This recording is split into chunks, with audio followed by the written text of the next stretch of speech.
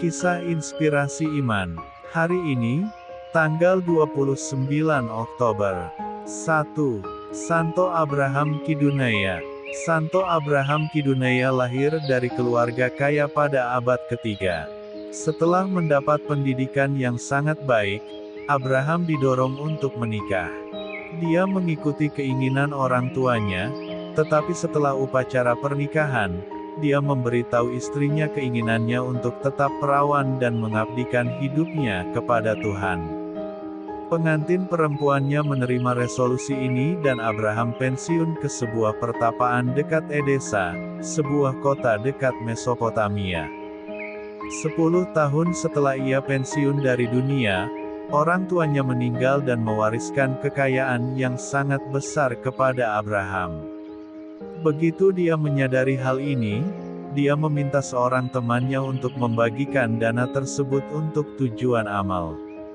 Melalui tindakan seperti ini dan kehidupan doanya yang mendalam, Abraham dikenal di seluruh wilayah sebagai orang suci dan banyak orang datang kepadanya untuk meminta bimbingan. Reputasinya bahkan sampai ke telinga uskup, dan ketika Edesa diracuni oleh dosa dan penyembahan berhala, Abraham ditahbiskan dan diminta pergi ke kota untuk memberitakan reformasi. Abraham sangat tertekan dengan hal ini, namun menuruti keinginan uskup. Saat Abraham tiba di Edesa, tidak ada satupun warga yang mau mendengarkan perkataannya. Akhirnya, melalui doa yang terus-menerus, Abraham mempertobatkan mereka. Setelah pertobatan terjadi, Abraham kembali ke pertapaannya untuk melanjutkan hidupnya dalam doa sendirian. Sekitar tahun 360 Abraham meninggal setelah hidup setia melayani Tuhan. 2. Beato Maria Restituta Kafka. Helen Kafka lahir pada tahun 1894 dari seorang pembuat sepatu dan dibesarkan di Wina, Austria. Pada usia 20 tahun, ia memutuskan untuk bergabung dengan suster-suster Fransiskan dari amal Kristen dan mengambil nama Restituta yang diambil dari nama seorang martir gereja mula-mula. Pada tahun 1919, ia mulai bekerja sebagai perawat bedah di Austria. Ketika Jerman mengambil alih negara itu, dia menjadi penentang rezim Nazi. Konfliknya dengan mereka meningkat setelah mereka memerintahkan dia untuk melepaskan semua salib yang dia gantung di setiap kamar di bagian rumah sakit yang baru. Suster Maria Restituta menolak, dan ditangkap oleh Gestapo pada tahun 1942. Dia dijatuhi hukuman mati karena membantu dan bersekongkol dengan musuh dalam pengkhianatan terhadap tanah air dan merencanakan pengkhianatan tingkat tinggi. Dia menghabiskan sisa hari-harinya di penjara merawat tahanan lain yang mencintainya. Nazi menawarkan kebebasannya jika dia mau meninggalkan Fransiskan, tapi dia menolak. Dia dipenggal pada tanggal 30 Maret tahun 1943 di Wina, dan dibeatifikasi oleh Paus Yohanes Paulus II pada tanggal 21 Juni tahun 1998. 3. Santo Narsisus. Santo Narsisus lahir menjelang akhir abad pertama, dan ia berusia hampir 80 tahun ketika ia diangkat menjadi uskup Yerusalem yang ke-30. Pada tahun 195, ia dan Theophilus, uskup Kaisarea di Palestina, bersama-sama memimpin konsili para uskup Palestina yang diadakan di Kaisarea sekitar Paskah. Di sana ditetapkan bahwa hari raya itu selalu dirayakan pada hari Minggu, dan tidak terus-menerus pada hari Paskah Yahudi.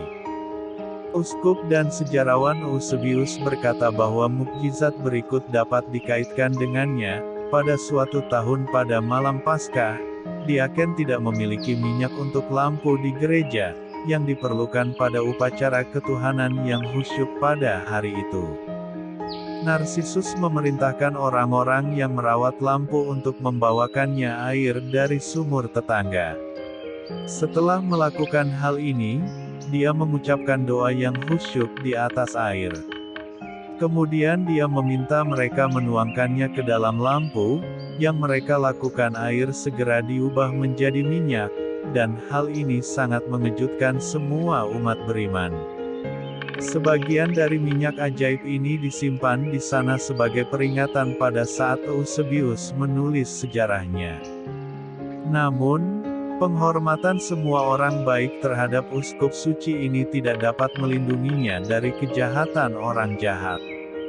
3 orang berdosa yang tidak dapat diperbaiki, karena takut akan kekerasannya dalam menjalankan disiplin gerejawi, menuduhnya melakukan tindakan yang mengerikan.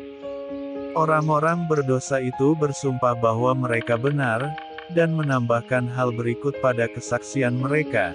Yang satu berharap agar dia binasa oleh api, yang lain ingin agar dia terkena penyakit kusta, dan yang ketiga ingin agar dia kehilangan penglihatannya jika apa yang mereka dakwakan bukanlah kebenaran. Namun tuduhan mereka salah, dan tak lama kemudian pembalasan ilahi akan menimpa mereka. Yang pertama terbakar di rumahnya bersama seluruh keluarganya karena kebakaran yang tidak disengaja di malam hari, yang kedua terkena penyakit kusta universal dan yang ketiga, karena takut dengan contoh-contoh ini, mengakui konspirasi dan fitnah, dan karena banyaknya air mata yang mengalir, dia terus-menerus menumpahkan dosa-dosanya, kehilangan penglihatannya sebelum kematiannya. Narsisus entah tidak tahan dengan keterkejutan dari fitnah yang berani itu, atau mungkin dia menjadikannya alasan untuk meninggalkan Yerusalem demi menghabiskan waktu dalam kesendirian, yang telah lama menjadi keinginannya. Dia menghabiskan beberapa tahun tanpa diketahui siapapun dalam retretnya, di mana dia menikmati semua kebahagiaan dan manfaat yang dapat diberikan oleh percakapan dekat dengan Tuhan. Para uskup tetangga menunjuk seorang imam baru untuk gerejanya sampai Narsisus kembali. Sekembalinya dia, umat beriman bersukacita dan meyakinkan dia untuk sekali lagi menjalankan administrasi keuskupan, dan dia pun melakukannya. Ketika dia mencapai usia yang sangat tua, dia menjadikan Santo Alexander sebagai rekannya. Santo Narsisus terus melayani umatnya, dan bahkan gereja-gereja lain, dengan doanya yang tekun dan nasihatnya yang sungguh-sungguh untuk persatuan dan kerukunan, seperti kesaksian Santo Alexander dalam suratnya kepada kaum Arsinoid di Mesir, di mana ia mengatakan bahwa Narsisus berada pada waktu itu, berumur sekitar 116 tahun. Martirologi Romawi menghormati peringatannya pada tanggal 29 Oktober. Santo Abraham Kiduneia, Beato Maria Restituta Kafka dan Santo Narsisus, doakanlah kami. MAP TV Channel.